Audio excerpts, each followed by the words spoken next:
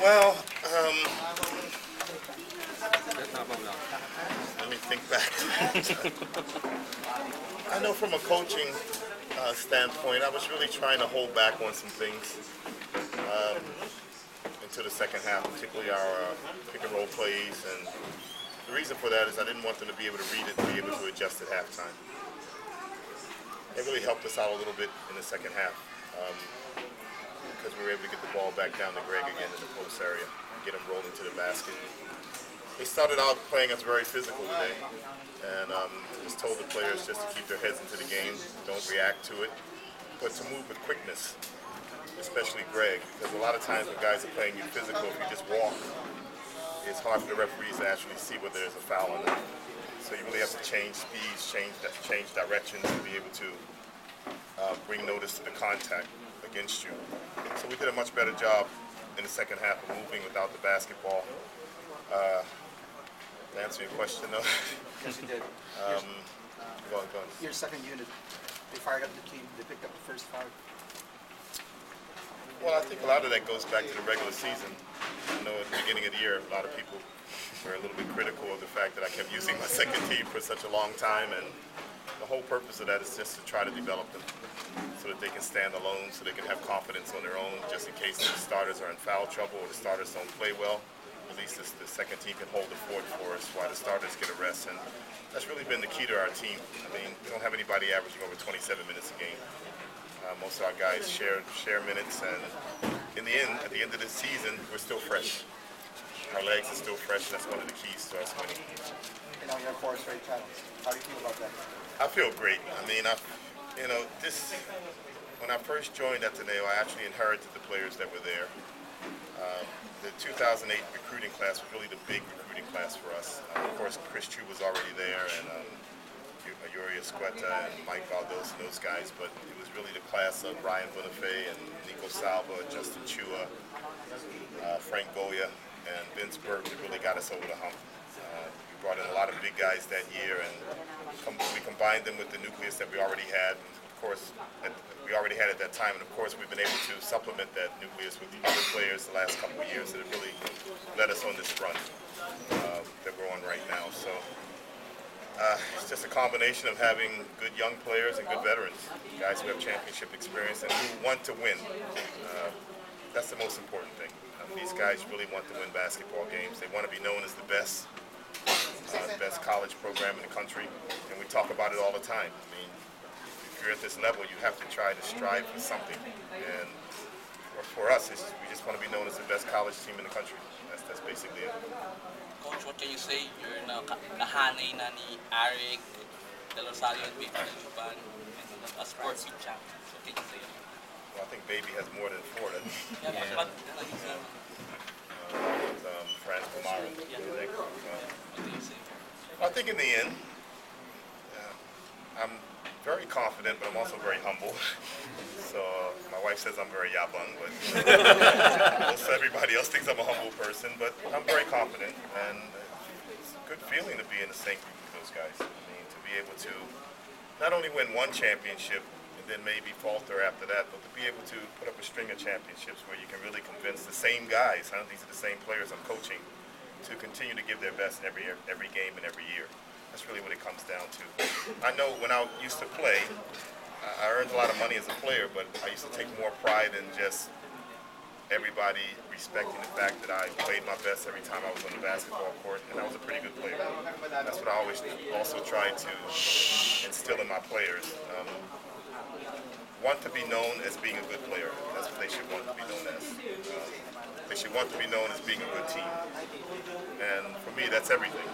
Because people respect you when they see you go out and do the same thing every night without fail. Get the effort every night, the will to win is there every night. People will respect you for that. Coach, So how does this compare? Well, no championship is easy, but definitely last year's championship was much more difficult. We did not have the talent that we have this year, and of course we didn't have Greg Slaughter. I know Ray Parks won the MVP today, but for us, Greg is our MVP. He may not have the monster numbers of some of the other players, but he attracts so much attention that it really makes his teammates better. And I'm happy for Greg because he was able to buy into the system in a very short period of time. Remember, he just joined us last May, and he bought into the system in a very short period of time, and he understood that he was surrounded by good players, and he just had to do his role for him to be successful with this team, and I'm very proud of him. Coach, you said you want to be the best college team in the country. Because this, I think we have been the best the last 4 years. Imagine, yeah. I think we've won a few PCCL championships. But of course, the UAP is probably the top league in the country, so only the team coming out of here is probably considered the best in the country. I'm sure San Sebastian might have something to say about that. Coach, every game you always mention that you're not looking about the final, the forfeit, but looking back, did you sense it that you have the chance to win it this year? Well, I don't think it was just me. There were a lot of people who were saying if we could win last year, we probably had a chance of winning this year because Greg and Keeper were coming in. I remember all of you saying it, most of you at least. For me, I'm happy for my coaching staff. They work very, very hard. They support me a great deal. Luckily, we're very close as a coaching staff, which is rare to find in this business. And they work very hard, and the players really respect us and they execute for us, which is the most important thing. But the bottom line is we've done a good job of recruiting. We recruit good players every year. We have some handicaps as far as who we can recruit because of the academic standards at Ateneo. But at the same time, we are able to recruit good players who want to study, which is very important for us. So as long as we can continue to recruit good players, I think the program will continue to be strong. That's really the key. I mean, I consider myself a pretty good coach, and I think I have a very good coaching staff, but without good players, we probably would not be very successful. Coach, can you talk about the student regular performance messages? Well, if you notice over the last 4 years, I mean, there's times when Nico really takes a lot of shots or, he misses the open man sometimes, but he has a knack for being able to just surrender to the moment when it's crucial, when it's championship time. I think he just won MVP in the PCCL too, didn't he, last year? And he played very well in this past Phil All tournament that just passed, particularly at the end. And he has a tendency of just being able to deliver when it's most crucial.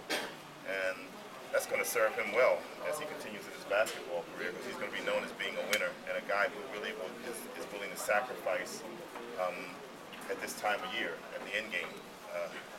You have to understand with my team, and I'm not going to be critical or anything like that, but I probably could play my players 35, 36 minutes and let them take all the shots and win an MVP.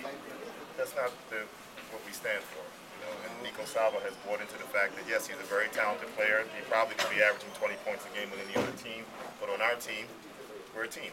We play as a team, share the basketball.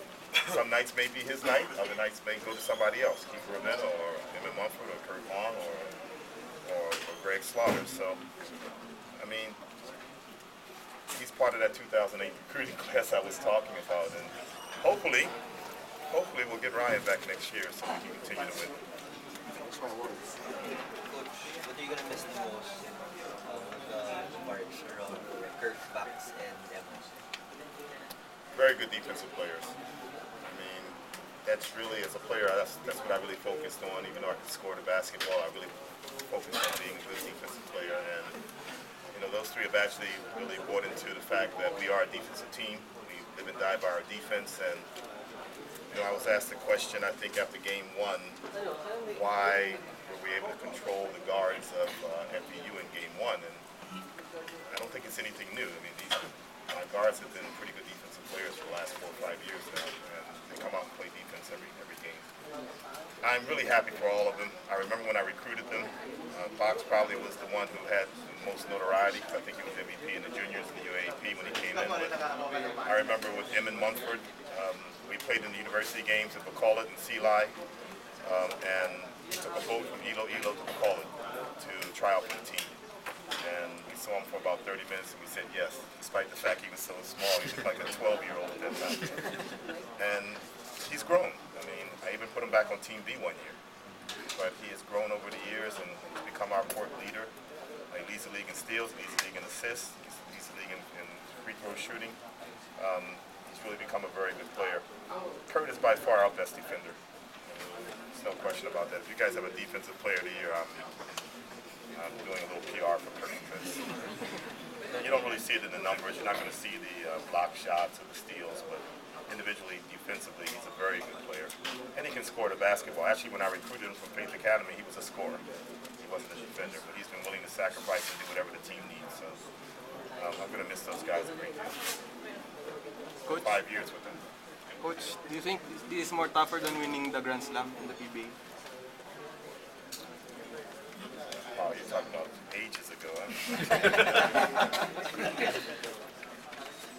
I would think the Grand Slam would be tougher, only because each championship in the UAP that I've won, I've had an entire off season to plan for the next league.